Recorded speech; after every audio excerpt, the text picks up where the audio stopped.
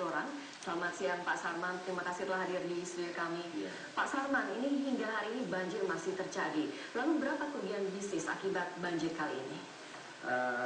Memang Jakarta ini adalah merupakan pusat perdagangan, pusat bisnis, pusat pariwisata, pusat investasi, dan kota jasa. Dan kita melihat bahwa hampir 60% perdagangan nasional ada di Jakarta.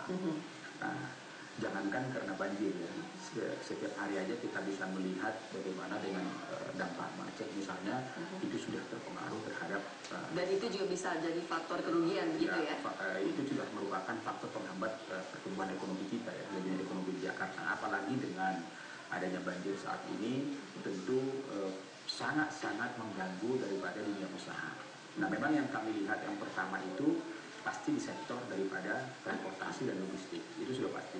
Ketika kemarin kita mulai banjir aja, kita lihat bagaimana arus masuk, keluar barang masuk Tanjung Priok aja udah hampir stagnan ya. Itu diistilahkan itu seperti mengular lah, artinya udah sangat-sangat susah menembusnya. Nah, kemudian yang kedua yang kita lihat memang kerugian yang paling kita rasakan adalah teman-teman kita di sektor perdagangan.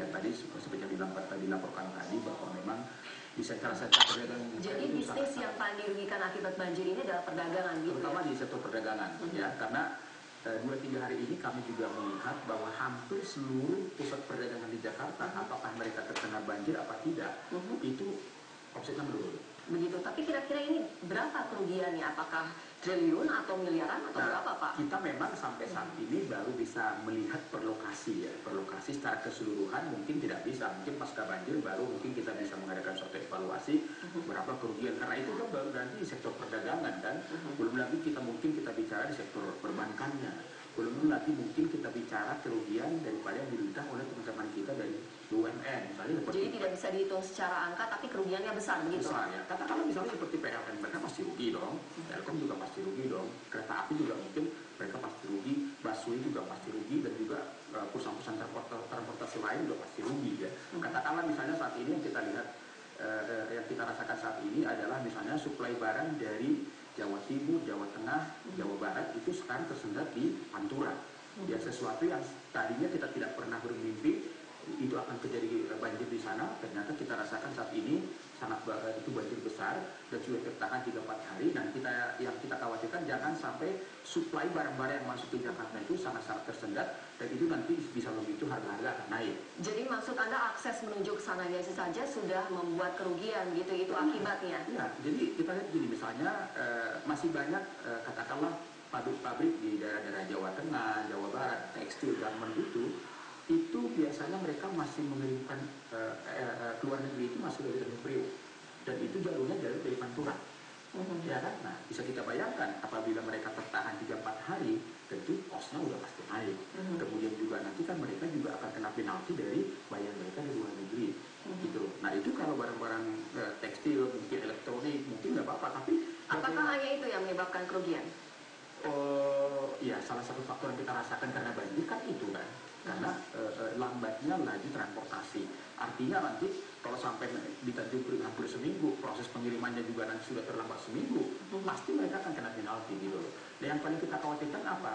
Kalau itu adalah barang-barang hasil pertanian, ya sayur, ya buah-buahan, cepat membusuk, ya itu akan cepat membusuk gitu loh. Nah, itu yang kita harapkan supaya bagaimana pemerintah segera mengatasi ini, karena itu juga nanti akan memicu harga-harga naik di Jakarta akibat daripada. Lalu apakah menurut Anda tadi kan pemerintah sepertinya bisa mengatasi hal ini, apakah itu sudah dibicarakan kepada pemerintah? Nah, kalau kami melihat bahwa langkah-langkah yang telah diambil pemerintah DKI Jakarta khususnya, kami sudah sangat apresiasi lah ya. Memang tidak segampang memberikan tangan, tapi keseriusan dari Pak Jokowi, kami sudah melihat komitmen beliau bagaimana supaya banjir ini dari tahun ke tahun itu kita bisa tekan dampaknya. Kita juga mungkin merasakan nggak mungkin lah Jakarta ini akan bebas dari banjir. Oke, kita akan bicara dampak nanti ya Pak Sarman ya.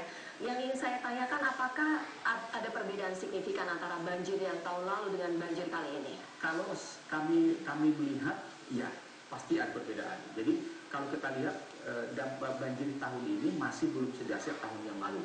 Nah, cuma yang jadi pertanyaan adalah apakah memang banjir ini sudah puncaknya tahun ini, apakah belum? Nah, ini kita belum tahu nih. kita harapkan sih sudah puncaknya ini saat-saat ini. Sehingga kalau ini puncaknya, artinya kita bisa menilai bahwa masih dampak banjir ini masih kita bisa tekan. Kalau tahun yang lalu kan kita bisa merasakan hampir seluruh Jakarta kena, bahkan jantung ibu kota kena, ya kan, di Sudirman yang merupakan pusat perkantoran kita yang sangat-sangat menafit itu sudah hampir lumpuh total kan. Bukankah banjir di Jakarta itu sudah berulang-ulang kali terjadi? Bukan, bisakah tidak pelaku bisnis mengambil pelajaran dari kejadian-kejadian kemarin? Nah sekarang kan begini, memang kalau dulu kita pengusaha maupun masyarakat selalu berpikir bahwa Jakarta mengalami banjir kan paling banjir bandang itu kan sekali 5 tahun. Yang ternyata kan kita lihat 2-3 tahun ini bukan lagi sekali 5 tahun, sudah hampir setiap tahun. Ya karena tahun yang lalu kita rasakan, tahun ini juga ini cukup besar. Nah kami melihat begini, yang jelas bagaimana pemerintah dalam hal pemerintah DKI Jakarta konsisten melaksanakan tata ruang dari DKI Jakarta. Karena kita lihat bahwa curah hujan kita ini saya rasa sih dari dulu di sini sama aja volumenya ya, tidak besar, dan sama aja menurut hemat saya. Daya serap penyerapannya itu yang sudah sangat-sangat tidak seimbang, gitu loh. Artinya kita lihat misalnya tata ruang kita ini sudah lebih banyak bangunan-bangunan kita, sedangkan ruang terbuka hijaunya itu tidak terlalu sedikit.